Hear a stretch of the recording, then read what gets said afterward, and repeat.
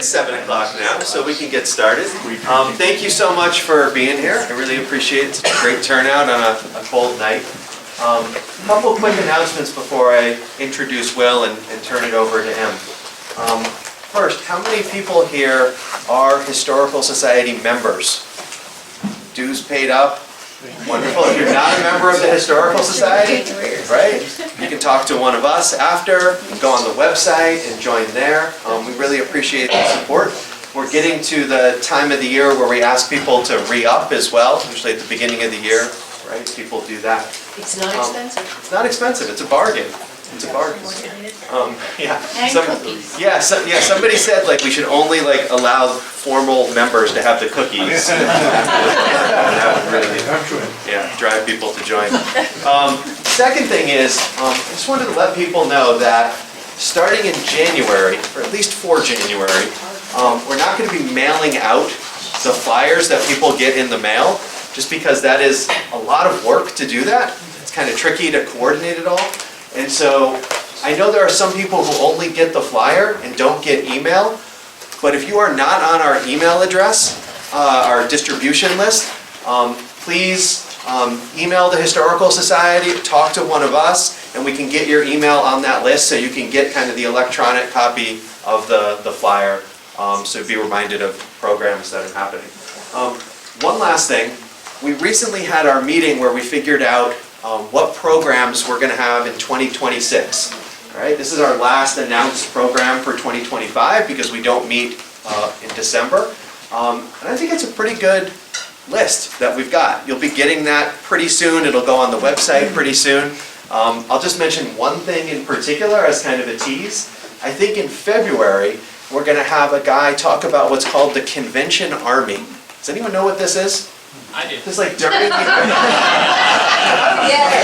during the American Revolution, after the Battle of Saratoga, Burgoyne's army that had surrendered originally kind of ended up in New England, and then they were marched down to, I think, Virginia. And they came right through Dutchess County and came right through 9 partners, right? It wasn't called Millbrook, it wasn't even called Washington at the time. And so there's a guy who's done incredible research, like trying to retrace the route that this army took based on like journals from the time. And so he's going to talk about the Convention Army in Dutchess County, which is kind of I think a cool thing. I'm looking forward to that. So that's February, and a whole bunch of other programs that should be interesting as well. If you come to these programs regularly, you know that I'm a big believer in really short introductions for the speakers. It drives me crazy when you go in an event and there's like a 4-page introduction, right, for the speaker. And so Will Tatum is our Dutchess County historian. Thank God we have one of those. He has been Dutchess County historian for 13 years. He usually gives a talk around this time of year. It's the Millbrook Historical Society. It's become kind of a tradition, and so I will turn things over to Will.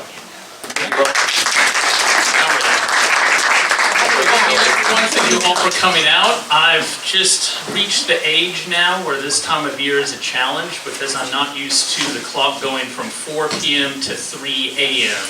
in like a minute. The darkness of a Dutchess County winter is not to be trifled with, so I appreciate all of you coming out tonight to hear what is perhaps more of a meditation on storytelling than it is on the story itself, although there will be plenty of stories involved here. And of course, as you come up with detailed questions about Millbrook, about Washington, I'm as always delighted to see your town historian in the audience, who I will be happy to send all of those questions to. Thank you for joining us, Peter. Peter's a very good sport. So, reading the landscape, the past all around us. This relates into an idea that comes out of the work of an English historian named W.G. Hoskins. He started his actual research before World War II, had to take a bit of a break, but then afterwards he came up with the idea, published a bunch of books on it, of reading the landscape as a historical source. As you may know or recall, historians tend to look at documents as our primary source of information, but not everyone in the past wrote stuff down, or they wrote it down incompletely.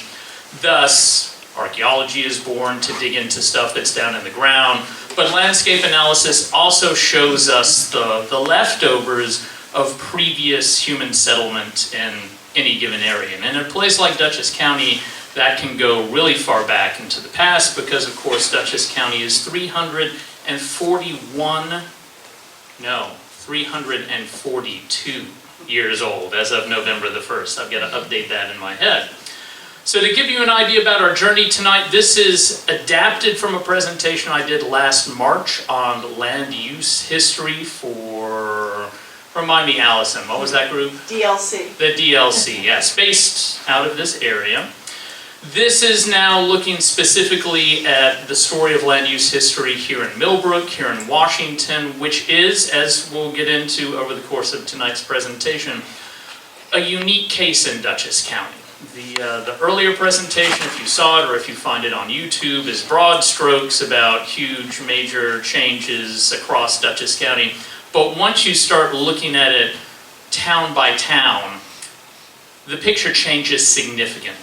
But the overall argument that I'm presenting tonight, why we're doing this, is that landscape history offers a framework for not only understanding the broad strokes of history in the past, but how you fit into it today.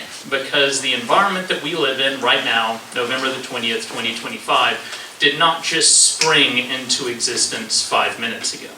I was thinking about that as I was driving over some 18th century roadbeds to get here today. We are living in a place that, despite the relative youth and vigor of the village of Millbrook, has experienced 340-ish years of Western-style settlement, development. Before that, thousands of years of indigenous settlement, which left marks on the landscape. They aren't quite as visible as those of subsequent European settlement and development, but they are there. So you can look around you. Not so much as you drive home tonight, you should focus on the road and the deer, and I saw an opossum on the way down. That was a new one this year. But as you go about your daily business during the daylight, look around, because some of these things that I'm going to talk about tonight fit into stuff that you see all the time here in Millbrook and Washington and throughout the rest of Dutchess County. So, where we are going, we're going to begin at the beginning.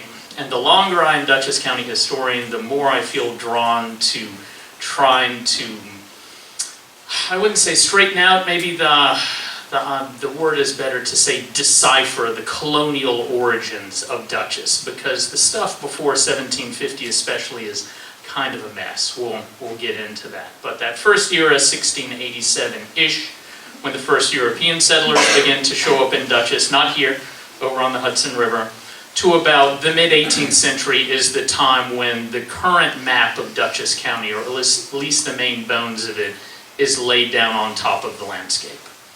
Then we move into the first actual land use by European settlers. That's going to be a lot of agriculture on one hand, but also a surprising amount of largely illegal industrial activity. Because if you're part of the British Empire, you're supposed to be extracting raw materials and sending them back to Great Britain. You are not supposed to be extracting, refining, and then making things out of that raw material. Spoiler alert, happens here a lot.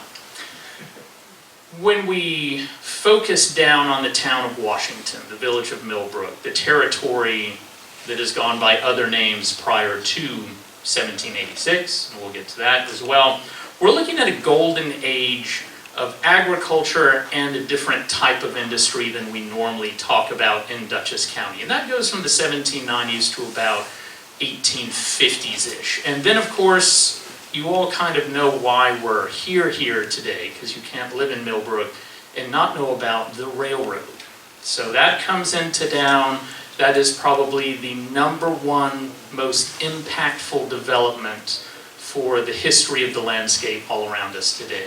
Don't worry, I have maps to illustrate that. So the railroad changes a lot of stuff here in Millbrook. It is the foundation of what is today the community, or at least the way in which the community of the town of Washington operates. And again, because I keep getting drawn further back into the past, I'm going to stop about 1950.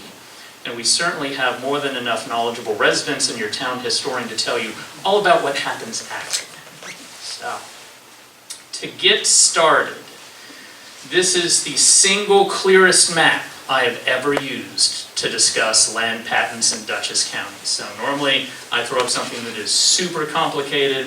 We're going to see how this works as a teaching tool today. So how does Dutchess County begin? Before there is the colony of New Netherlands. You've got Manhattan, Fort Orange, the Rondout, the Stockade District in Kingston, all these places that the Dutch are hanging out right up until 1664 when the English roll in and say, we're just going to kind of take over here. We're not going to change anything, but you're one of us now. Switch from Dutch to English eventually. That's great. It lasts for a couple of decades. It gets everyone through a lot of internal strife back in England because this is the era of the Civil Wars, of the Restoration, of the Glorious Revolution. But just before the Glorious Revolution, a guy named James, the Duke of York, is given this colony, New York. There is a definite causality there, to govern. And there's a whole lot of intense drama there, but one of the things that comes out of that is the creation of the initial 12 counties of New York.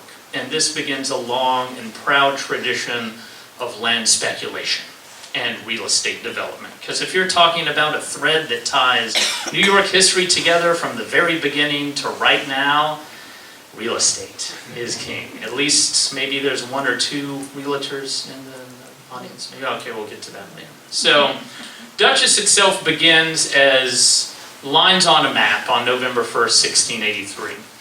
It begins to be settled a couple of years later as a result of these massive land speculation ventures that are launched by Manhattan-based businessmen. And you know, at that point in time, Manhattan really is the only place you can get a decent cocktail in all of New York. So, and a lot of this business is transacted down there. Dutchess County is lines on a map. These various groups of investors send agents up to Dutchess County to meet the indigenous people and to start figuring out, all right, how can we purchase land? Because you're part of the British Empire now. The British Empire runs on the English system of land title, which we still have here in Dutchess County today. So if you've ever owned a property here and you've gone through that lengthy real estate transaction, welcome to you can trace that system all the way back to William the Conqueror. And it's still alive and well here today. Which means you can't just take the land from indigenous people, you have to buy it from them. And after you've bought it from them, you have to go through a long and involved fee structure process to get your land title issued. So the first part in that journey is your Indian deeds. You send your representatives up to the area, they treat with the indigenous people, and a deed is drawn up that the indigenous people place their mark on. That is still technically called today the Indian deeds, and many of those still exist in the New York State Library and are administered by New York State Archives.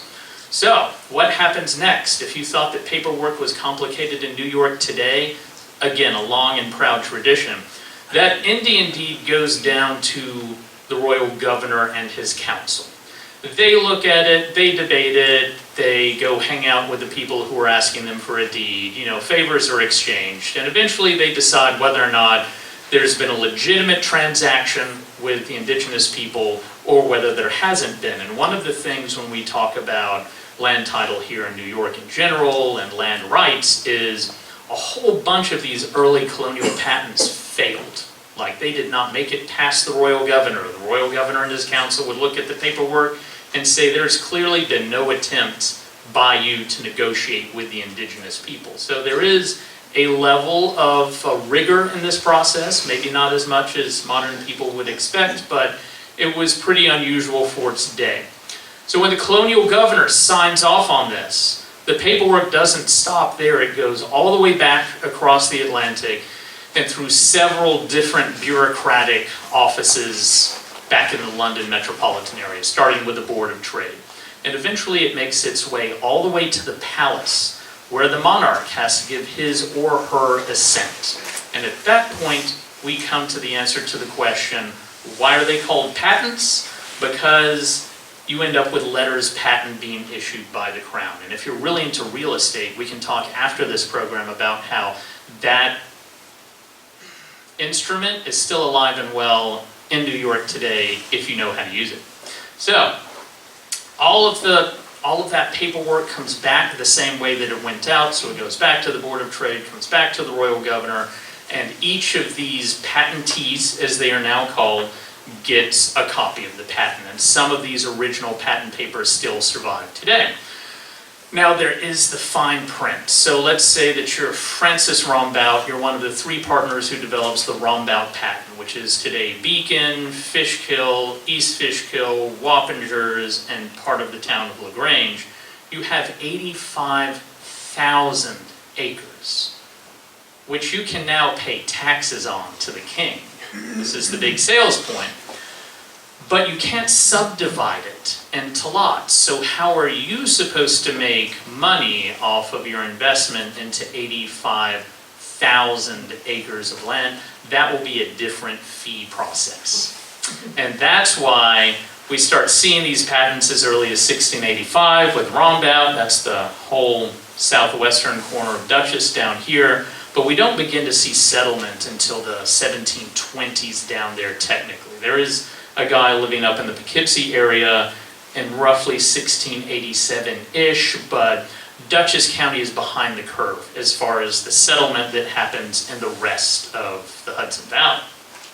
So, once you finally have permission to subdivide, everything is surveyed out, drawn into basically farm lots, and then they are either sold freehold or they are rented out. And here in Dutchess County, in general, renting is the way that one makes money off of these properties as a patentee, and leasehold survives until after the Civil War here in New York in general. There are many attempts to suppress it before then. There are all sorts of rent rebellions beginning in the 1750s here in Dutchess County, but that system lasts a long time. And here in what is the Great Nine Partners patent, it's a patchwork of both things. So, to give you some visuals, this is an original copy of the Rombout patent, the letters patent, in this case the letter patent, that was issued to Cortland, who was sort of the silent third partner. This is at the Melzinga chapter, the Madame Brett House over in Beacon. You can see it if you go on their tours during the summertime. It's amazing how far and how deep our historical record goes. So you see on the back here, and I've transcribed it for you there, Philip Cortland and Julian Verplank, etc., etc. Winter wheat. So this is the thing. They have to pay taxes on this land before they can derive any revenue from it, because they can't partition it. But that winter wheat part is going to be a big part of our next discussion of land use. But before we get there, we have to continue the story of partition. So we're back to this map of the Nine Partners patent. As you can see, is basically all of central Dutchess today, all the way out to Amenia. It's the 9th of the 14 patents that make up modern Dutchess County. Now, what does that all mean for lines on a map? So the Nine Partners get this in 1697. They have several divisions. We have maps of that, but effectively in 1699 they divide out the 9 water lots. In 1734, they have 36 second division lots laid out, and the final partition, the 3rd division, is in 1741. This is why when people ask me to do property histories in the Great Nine Partners, I just pretend I'm not in the office that day, because that is a very complicated title search. But we're not just talking about land patents at this point in time, even though the Great Nine Partners themselves kind of govern this area until the 1740s. We're also talking about municipal divisions. So as of 1737, where we are standing right now, which is kind of here-ish, is part of Crum Elbow Precinct. Before there are towns, there are precincts. And in 1762, Amenia emerges. And this all becomes Charlotte Precinct, named after George III's wife, his queen, Queen Charlotte. That's not going to work well after the American Revolution. So before anything else happens, in 1786, the new state assembly passes a law that subdivides Charlotte Precinct and renames it into 2 towns, Washington Precinct, the beginning of the town of Washington, and Clinton Precinct. In 1788, all of the precincts become towns. There's this massive piece of legislation that's passed, which is why, like, 9 of the towns of Dutchess County all have the same birthday, if you follow our Facebook posts. Then in 1793, Stanford splits off, and Washington remains pretty much same territorial divisions throughout the rest of its lifetime. So that's some lines on a map stuff. But how do we get there for really real? So for those of you in the front row, excellent choice. You can probably see this. This is one of the original division maps from the 2nd division of the 9 partners. So how they initially did this is they sat in a tavern down in New York City, in Manhattan, and drew literally lines on a map to make this division. Then when they started to try selling lots, they figured out that, oh wait, these division lines actually don't make a whole lot of sense because it doesn't line up on the terrain in the same way that it should. So they have to send out surveyors to resurvey everything. And if you want to know what this mess looks like, those in the back, this is a 1930s tracing of all of that with town names on it. So you've got Washington there, Stanford up there. This is the horror for title searchers that is the Great 9 Partners patent. This is all 3 divisions in one. You've got your water lots down here in what is mostly now Hyde Park. You've got huge lots where we are now in the town of Washington. You've got smaller ones. It's something that would take years to fully unravel, which I don't intend doing, but that is sort of the culmination of this story of putting English land title and lines on a map on the actual landscape itself. So it's the 1740s. You can finally begin to sell or rent these lots out. How are you going to make money from that rental? So you are paying for those eagle-eyed people. You're not paying your quit rents, that's your tax to the crown, in gold, silver, or copper. Because again, the British Empire, the last thing they want is for people in America to have hard currency, because if you have hard currency, you don't have to buy from England. You can buy from Spain, from Portugal, from the Dutch, all of these other countries that would love to have gold and silver. So you're going to pay in bushels of wheat, which is fantastic. Yes, I know. How does that make sense? Because that's what you can grow in 18th century Dutchess County, is a whole bunch of wheat. And for those in the back who wonder, what does this say? The people in the front have no idea either, because it's written in Dutch. Yes, this is one of our earliest surviving rental contracts between Katerina Brett, down in what is today the area of Beacon, and a guy named Jacob Mazier. It's dated February 1722.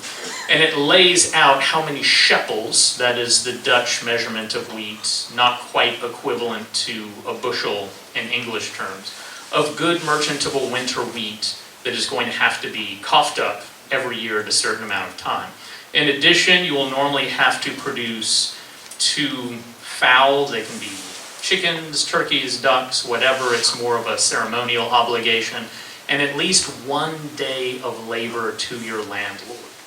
I don't know if that's better or worse than the modern rents in the area, but I'll leave that to someone else to figure out. So all of Dutchess County, once this partition and settlement process is done, is to some degree or other under the plow. And that's again another point of continuity between the early 18th century and still here today. Our farms are a key part of our identity. And that good merchantable winter wheat, that is something that I see over and over again here. So we'll get to a map in a little bit, but all of Dutchess is focused on wheat cultivation. But we also see some animal husbandry. They're raising cows, lots and lots of cows. They're raising some pigs. They're raising linseed generating things. All kinds of agricultural stuff, but focused on winter wheat, and that leaves the enduring mark of the farm landscape. And those farms are still visible more from their core structures than their boundaries, but every time you see those stone walls going back into the woods, that's a reminder of a period when wheat was king here in Dutchess. And here in the town of Washington, Village and Millbrook area, you are in that dividing line between where it was really easy to grow wheat, and it was really not easy to grow wheat. Because you go a little bit further east of here, you've got Chestnut Ridge and a bunch of other major landscape features that then feed into the Harlem Valley. And it's kind of hard to cultivate when, you know, your land is like this instead of nice and flat.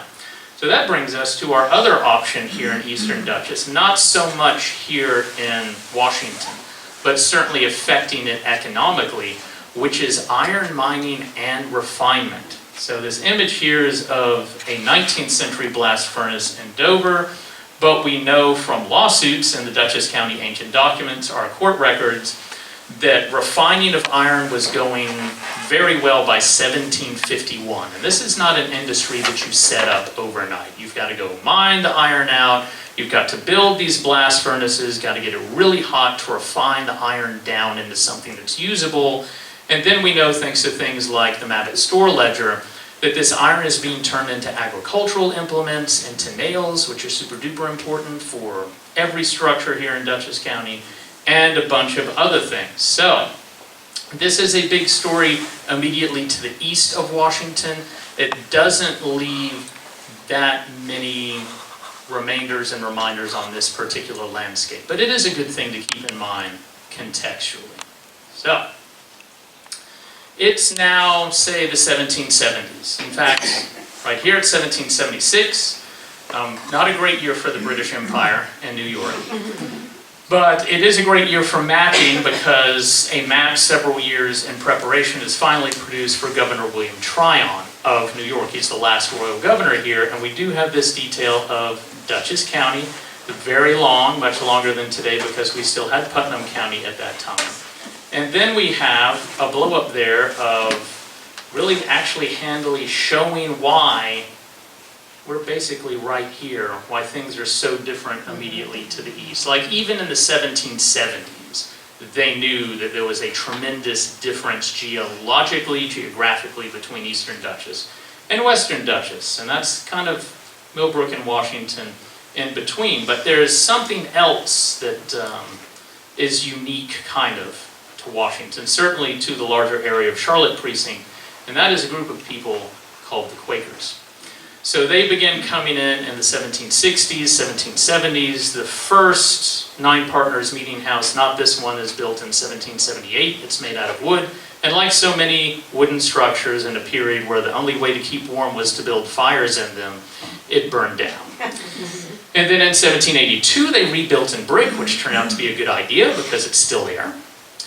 And of course, right next to it was constructed the Nine Partners board. Well, actually, technically, theoretically, this starts off as the Mabbitt Store, but then becomes the Nine Partners boarding school in 1796, so male and female education here in Dutchess County, and unfortunately was demolished a little bit after around-ish 1850. But that's a big part of the story here, is the Quakers, because the Quakers follow a certain simplicity of life. We had some great lectures through our Rev250 grant program this past summer, which I'll encourage everyone to go to the YouTube page and watch.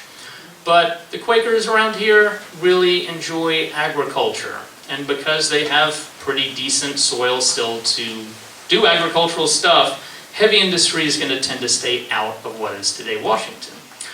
What is going to happen is a slow but steady expansion of these farms. So this is technically, I mean, literally a map of a farm up in Red Hook, but it gives you an idea of the typical layout of farms coming out of the colonial period, going into what we call the early republic. That's post-1776, 1783, no more war going on, where these are relatively large spreads. You're talking this one 67.5 acres, which is on the smaller side up in Red Hook. Different conditions prevail. But down here, this into the 150 acres range, you have a large house. So thinking about that, as you drive around and see the old farmhouses here in Washington, you'd normally have an apple orchard nearby, mostly for domestic consumption. We do see cider operations beginning to pop up in the 1790s, but it's not like the high cider production levels of, say, the post-Civil War era. And then you have your outbuildings, your barns, your hay barracks, all of that sort of thing, many of which still survive on the landscape today, albeit of a later date. So that's something to think about in terms of how the landscape preserves past patterns of life. So, now we get to 1829. So we're past the Revolutionary era. We still have a lot of farming stuff going on that's leaving its mark. But we're now getting into more of an early industrial stage. And normally the story of industrialization in America is that some disaffected English people came over to Rhode Island and they started like woolen fulling mills and all these other things. You can see Slater Mills up outside of Providence, Rhode Island today. But thanks to the 1829 Burr map of Dutchess County, we know that there's all sorts of industrial activity going on here and really throughout Dutchess County. Now this is the town of Washington. You only have one place worth noting in the town of Washington at this point. That's Hartsville, otherwise going to be Harts Village.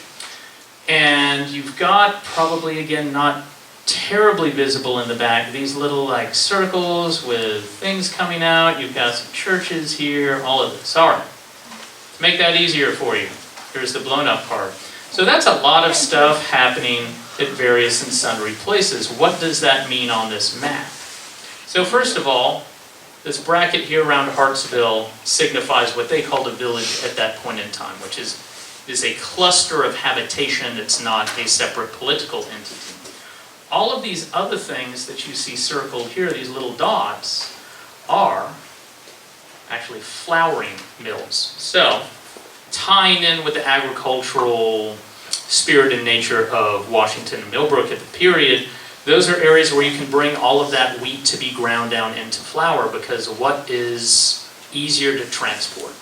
Barrels of flour or huge bushels of wheat? I'm going to guess it's the flour. Never done it myself, so I don't.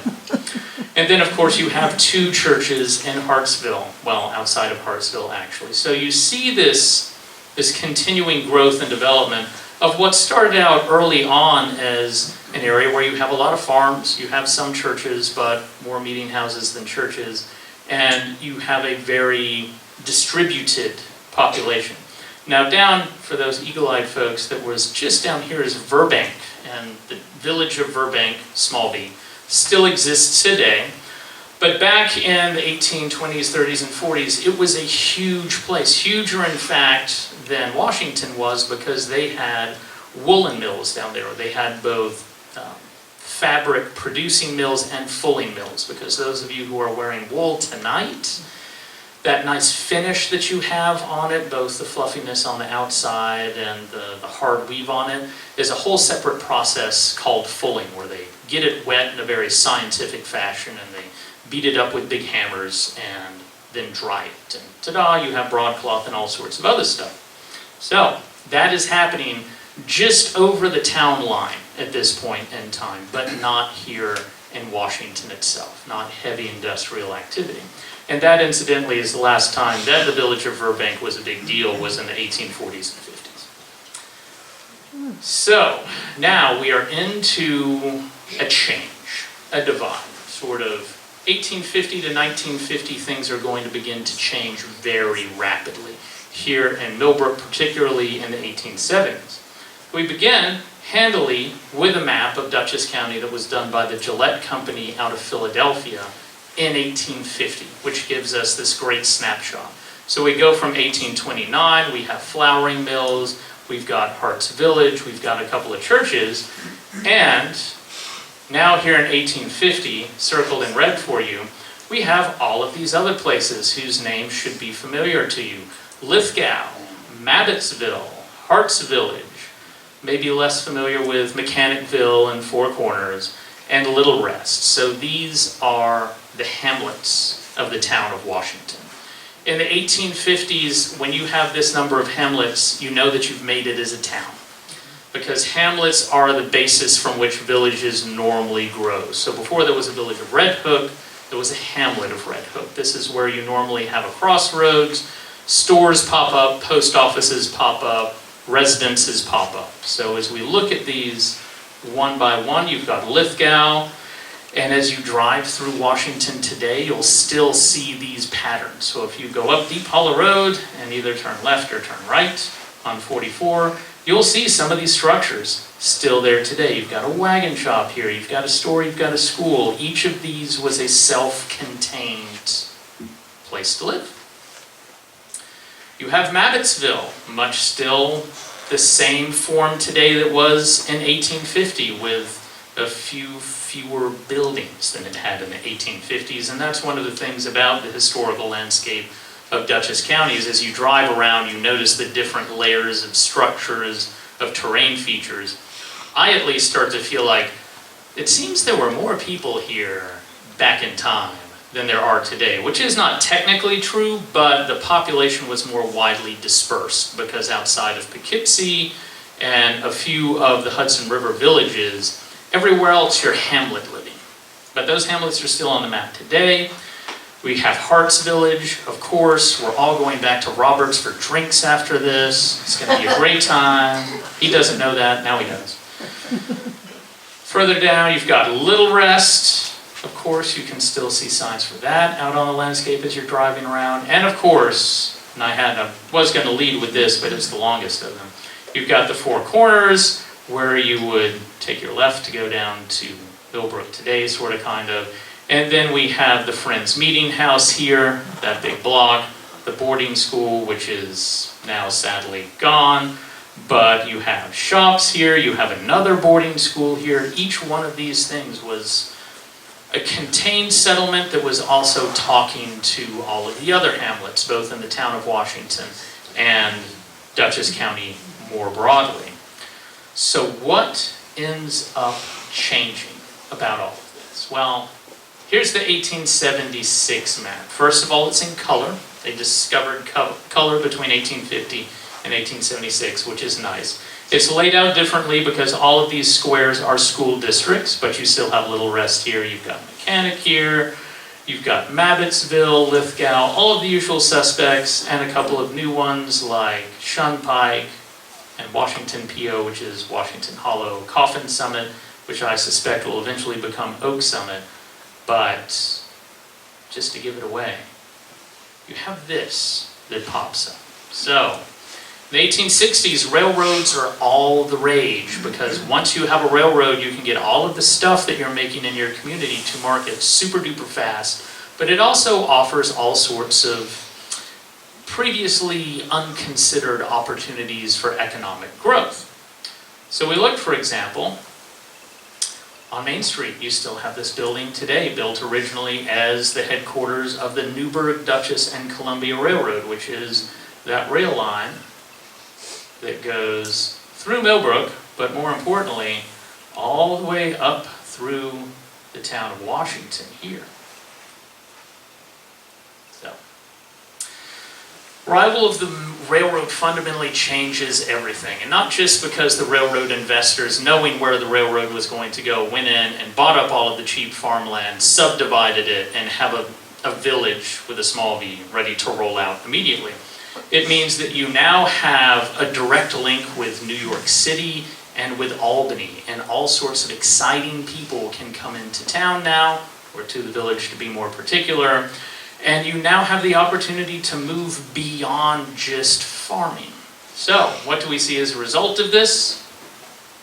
The now long gone Halcyon Hall, which of course eventually becomes Bennett College. This is just one of a number of examples of hotels and resorts that spring up throughout eastern Dutchess, because you also have the Harlem line coming out of New York City a little earlier that provide ready access. So, folks come up, they enjoy the beautiful splendor and relaxation of Dutchess County compared to Manhattan. Our tourism industry in New York has gone through at least 3, arguably 4 different cycles since the 18th century, for those keeping track. The business does not survive, but it does transition the structure into Bennett College, and of course today it is preserved as Thorne Memorial Park. I think I got that. Bennett Memorial Park. Well, I'll change that for the next time. Now, at the same time, however, things are changing agriculturally here. So that Harlem Valley line that came up, and those of you who caught the image of the board and milk operation in Wassaic, That's not the only one. This is another one up in Millerton. The land's not terrible, the land's not great, but it is certainly easier in many respects to raise cows than it is to plow over and over again, especially once the Erie Canal kind of knocks the underpinnings out of the wheat prices here in Dutchess County. So that is when Washington more broadly becomes dairy country and then begins the transition into becoming horse country. And in fact, dairy tends to survive here in Washington longer than it does in some other areas. The Dairymen's League is still very active here as late as the early 1950s. But you raise your cows, you milk them, you get them to the railroad, all sorts of wondrous things that are made possible by this new infrastructure. Now, if you're wondering, what would have been the other option? What if we had gone like Armenia had gone, and instead of like being super, super dairy, we had gone into mining? That's what your landscape looks like. Yeah, pit mining, and that is 1908, friends. That's not historically speaking that long ago. And the iron industry was very active on that side of eastern Dutchess into the 1920s. The only thing that killed Dutchess County iron was the Bessemer process in Bethlehem, Pennsylvania. So thankfully the landscape has recovered somewhat, but if you feel bad for not having the remains of blast furnaces here, at least you didn't have to pay this price tag in order to have that. So as we now move into the modern era, you still have the perseverance of old technologies. This is a photo taken in 1940. Yes, technically in Beacon, but I'm sure that there were probably some holdouts here in the town of Washington that were still using horse-drawn plows and other equipment, although that is a pretty nice disc plow there. Right alongside of also using cars to bring in the harvest and to pack up all of that, probably in this case straw. So, that is the long and the short of your landscape history, more the short than the long, because I'm either anticipating a great hunger for cookies or a lot of questions about how this framework works. If you just want to go for the cookies, I'm glad to default to that as well. So are there any questions at this juncture? That's sort of big, broad swaths to think about what you see as you drive around. Yes? Just curious, how did Dutchess County get its name? An excellent question. So, when the original 12 counties were being laid out on November the 1st, 1683, they were looking for namesakes, and James, Duke of York, he's next in line to be the king. And he in fact does end up becoming James II. So he is going to name each of his counties after members of his family. And so you have Orange County is named after William, the Duke of Orange, down on the continent. What is today the Dutch Republic? Ulster County is named after the guy who was the Duke of Ulster, etc., etc. Dutchess is a very special case because it is named after his wife, Mary of Modena, the Duchess of York. So that is why the T is in there, because in 1683, that's how you spell Dutchess, as in the aristocratic rank.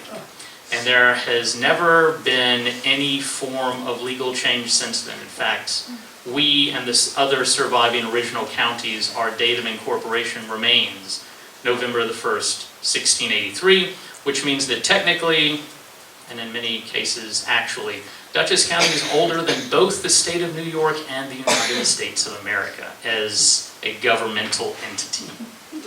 Really? Nan, I saw your hand up. Yes, I just wondered that you didn't really make much reference to water power as a part of the landscape that influenced the development. Absolutely. So, all of those flowering mills are there because of all of your streams, creeks, and basically any rivulet that could be dammed up in order to generate a certain amount of water pressure. And that's why Dutchess County becomes this center. And if we were to look at a county-wide map for 1795 to 1850, like the general thinking I imagine is, Poughkeepsie, Wappingers Falls, Beacon, that's where all of the industry was, right? It's like, no, it is everywhere where there is a creek. And there are lots of creeks, both large and small, in Dutchess County. And anyone who's driven around Washington, you've noticed a large number of bridges. Near, adjacent to any of those is going to be some form of mill operation. The ones that we have documentation of on that particular map are all flouring mills because that's what Burr decided to record. There are a lot of things that we know existed that he left out, but finding good visuals is always a challenge for the pre-photography era. We know there had to be sawmills because how else are you going to get the lumber to put together all of the structures, not just the houses, but the barns, the hay barracks, all of that sort of stuff. We haven't, at least I haven't, maybe Peter has seen this, I haven't seen any evidence for the heavier industry like fulling mills here in Washington. And there is one example actually in what is today Red Hook of a gunpowder mill, if you can believe it. Yeah, very explosive situation back during the Revolution. But yes, that water played a key and pivotal role in the landscape over time. And I think maybe in 2026 you'll have a presentation about water. Maybe, possibly. No, maybe 2026. I don't think It's so. not I don't coming know. from me. Any other questions? Yes, sir. You started with this very important factor of winter wheat, Yes. and then it kind of disappeared into the 19th century. Does the Hessian fly infestation have anything to do with that? Or? So the question is, what becomes of winter wheat? Is the Hessian fly infestation a factor of that? I do not know how much of a factor the Hessian fly infestation was, but I do know that the opening of the Erie Canal 100 years ago this year really spelled the demise, because once you have the ability to first actually get people out to central New York and then to start bringing wheat in from central New York along the canal, prices drop through the floor.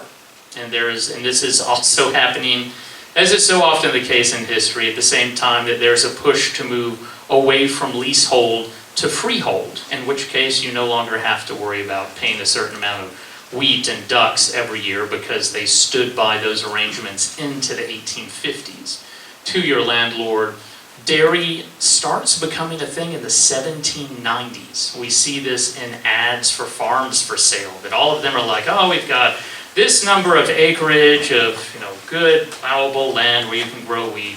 But the farm also has a dairy on it, and a cider press, and an orchard. So we have this agricultural diversification starting very early. But the wheat, I mean, the final fatal blow is the Erie Canal. However, the irony, which is more of a Poughkeepsie story than a Washington story, is we do get back into the wheat game in the late 19th century, but not as growers of it, as middlemen for distribution.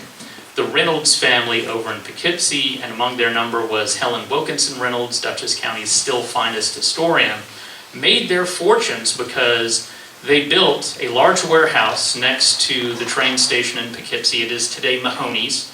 If you want to go have a beer, have a bite to eat, think about history. And they had a grain auger that still exists that goes sort of up to where the railroad station was. And everyone's like, oh, this must have been the location of the Vassar Brewery because there's an auger here. It's like, okay, a couple of things. First of all, from the 1830s forward, we have maps that show exactly where the Vassar Brewery was, is not there. We also have many images of this building that are all labeled Reynolds Warehouse. So, well, nothing sells a beer like beer history. What the Reynolds family did is they would buy wheat from central New York, from even further out because of the railroads by the 1870s, 1880s. They'd bring it into Poughkeepsie, and then they would put it down in their warehouse. And they would sit on it until the price rose enough in New York City that it made sense to use that grain auger in reverse, put the wheat back on the train, and send it down to New York City to sell. So there is a second life of wheat before its third life, which I believe is being used in addition to hops to make some of the beers here in Dutchess County in our modern breweries. Any other questions? Then you. Did the Dutchess County wheat farms help feed the Revolutionary War soldiers? Absolutely. The question is, did the Dutchess County wheat farms help to feed the Revolutionary War soldiers? 100%. We are part of the breadbasket of the Revolution here, which is a double-edged sword for modern tourism because on the one hand, we had no battle here. Westchester, tons of battles. Saratoga County, 2 big battles, arguably also a month-long siege. No battles here in Dutchess County. Great news for the residents of Dutchess County in the 1770s. Something we regret slightly now because we could have enjoyed that tourism hook. But Dutchess County is far enough away from New York City that the Brits aren't really going to get up here. They sail by us in 1777, fire a couple of cannonballs, then turn around and go back down the river. And of course, we're too far south to ever be the target of anything. Which means we're left alone to do what we do best in the 1770s, which is grow tons and tons and tons of wheat.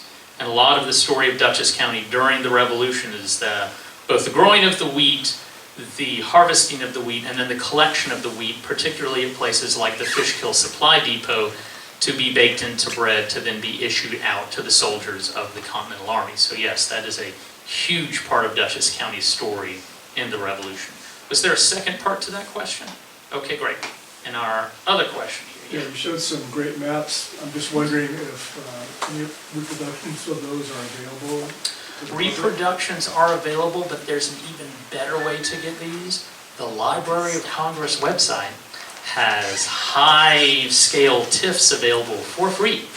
And you can download those and send them to your local print shop to print them out for you and save a tremendous amount of money, because yes, you can buy copies of these online for any amount of money depending on how good you want them and what size you want them to be. Yes, sir.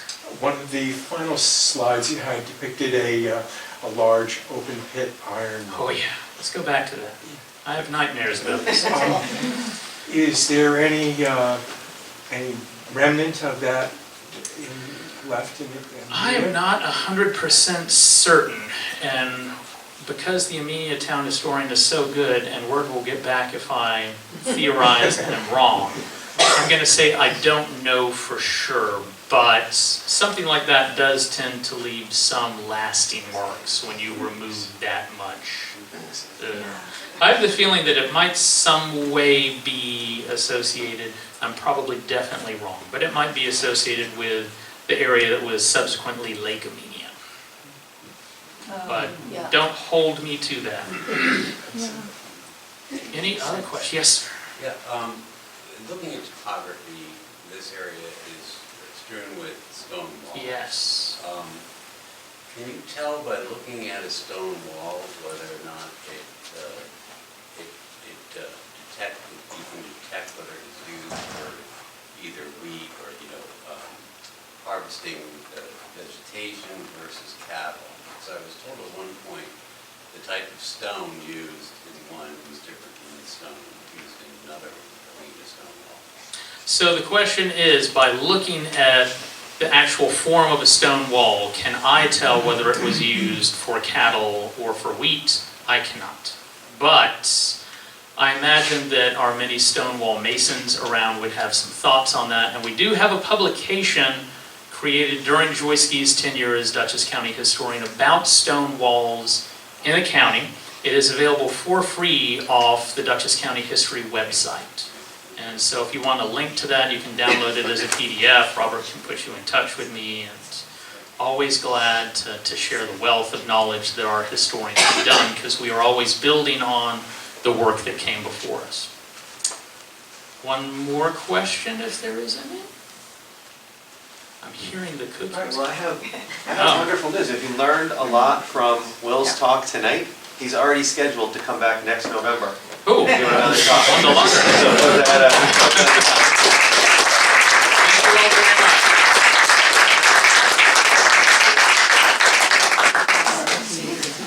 You can also just contact me. All right, everybody drive safe. It is super dark out there. The deer are everywhere. Thank you. Thanks for coming.